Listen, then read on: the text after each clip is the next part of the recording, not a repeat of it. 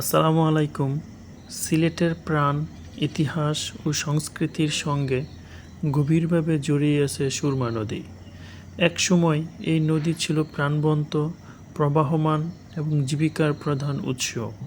আজ সেই সুরমা নদীর অনেক অংশে পানি কমে গিয়েছে। শুকিয়ে যাওয়ার দৃশ্য মানুষকে উদ্বিগ্ন ও ব্যথিত করে। নদীর এই পরিবর্তন শুধু প্রকৃতির স্বাভাবিক চক্র নয়, বরং মানবসৃষ্ট নানা কারণও এর পিছনে জড়িত। একসময় বর্ষা মৌসুমে সুরমা নদী ছিল উত্তাল, নৌকা চলত, জেলেরা মাছ ধরত, নদীর তীরে শিশুদের কোলাহল শোনা যেত। কৃষকরা নদীর পাড়ে পানির উপর নির্ভর করে চাষাবাদ করত। নদীর স্বচ্ছ পানিতে সূর্যের আলো ঝলমল করত, আর সন্ধ্যায় নদীর বুকে নৌকার আলো এক অনন্য দৃশ্য তৈরি করত।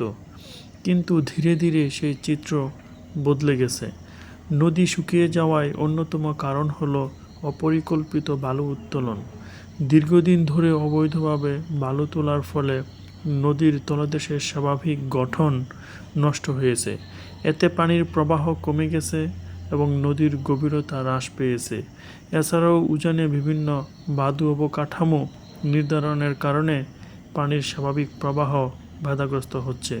ফলে শুষ্ক মৌসুমে নদীতে পানির পরিমাণ আশঙ্কাজনকভাবে কমে যায়। আরেকটি বড় সমস্যা হলো নদী দখল ও দূষণ।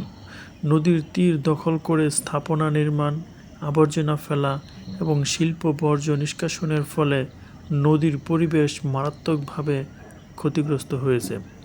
অনেক জায়গায় নদীর প্রস্থ কমে গেছে, পানির অভাবে মাছের প্রজাতি কমে যাচ্ছে, জীববৈচিত্র্য হুমকির মুখে পড়েছে।